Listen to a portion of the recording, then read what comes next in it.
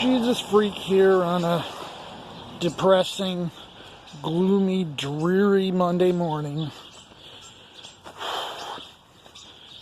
Just got a couple things I want to buy, so decided to print something out and I need somewhere to put it. So I'm going down to the store to buy some stuff.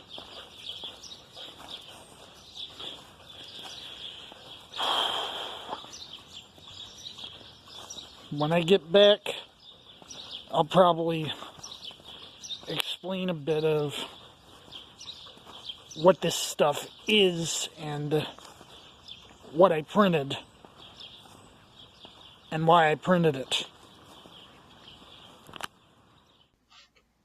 So this morning, I went down to Dollar General and I picked up this binder. And in it, I put a copy I'd printed out of Laurence Tomson's New Testament from 1576, which I took from a transcription of 1587, I believe it was, Geneva Bible.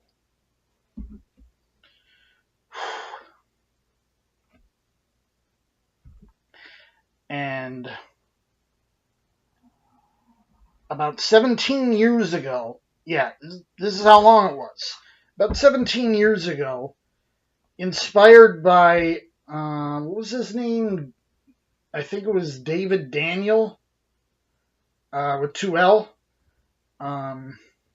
He did a modern spelling version of the translation work that William Tyndale had done. A couple books called Tyndale's New Testament and Tyndale's Old Testament. So inspired by that, I tried to do a modern spelling update of the Tomson New Testament of 1576. And I omitted the notes. Just made it easier this way. More recently, I laid it out into latex.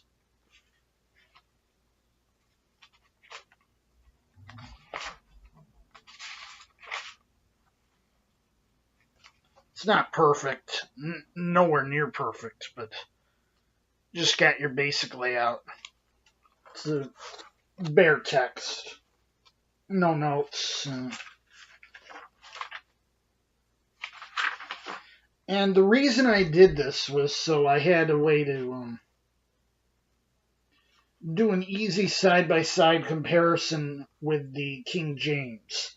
And I left it pretty warty, but for the most part, I did update the spelling. So it has some weird capitalization, weird punctuation, because that's still the 1576 or 1587.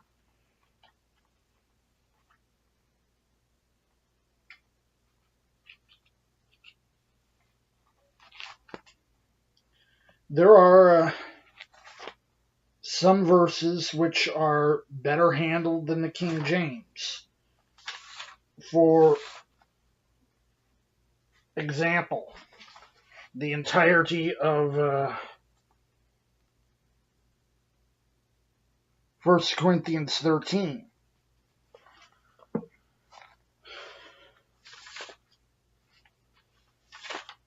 Sometimes it uses older or more obscure languages, but in many places it's actually easier to read than the King James.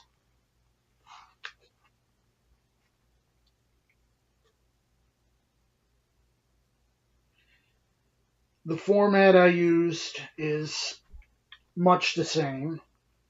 Now there's some typographical errors, and some of these are the result of me not always as carefully as I could have looked stuff up. I used a computer to help me do the modernization. I'd find a word and I'd go through it. I'd automate a lot of it. And sometimes it just automated it a little too hard and wound up with a few mistakes from that. And of course, it's not perfect. It's a human endeavor. Of course, it's not perfect. Um,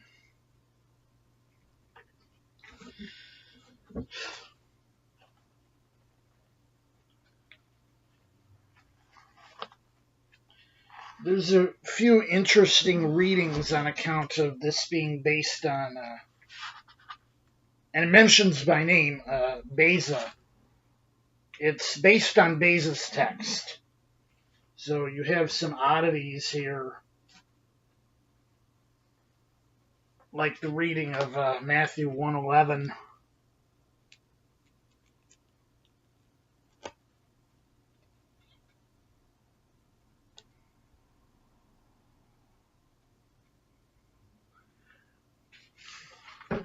Which honestly, with that reading, you get the 14:14:14 it's supposed to come out to.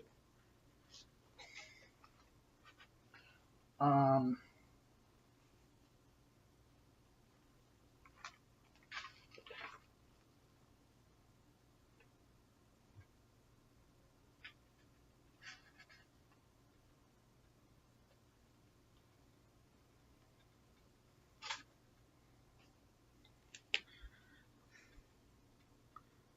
it's kind of interesting.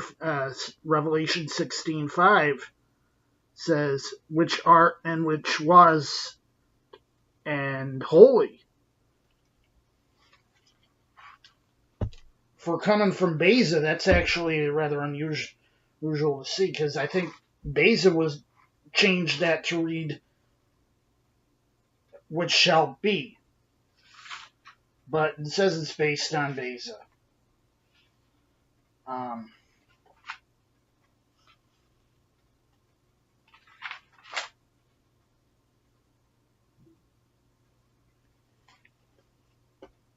the heavenly witnesses is present.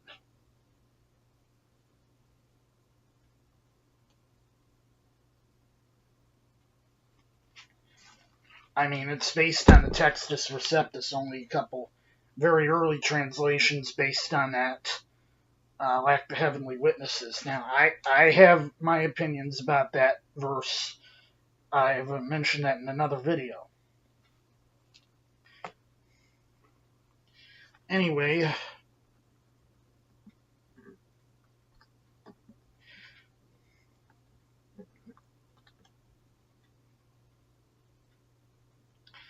the reason you see, in 2002, I was coming off of being King James onlyist, and I stumbled upon this text, and it was like, I'm going to save this. And I did. And I was like, I want people to be able to do a fair comparison between Geneva and the King James. And maybe it'll knock a few out of this ridiculous King James onlyism.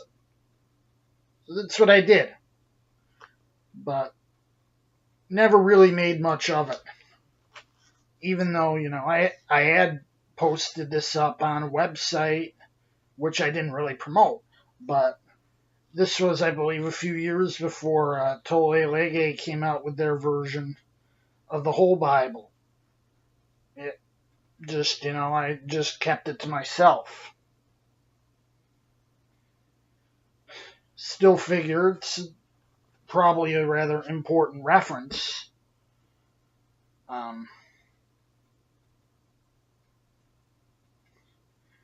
It's, I guess, also important historical artifact, the Geneva text,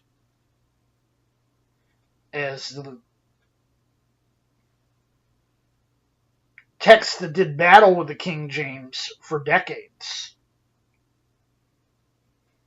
before it was squashed.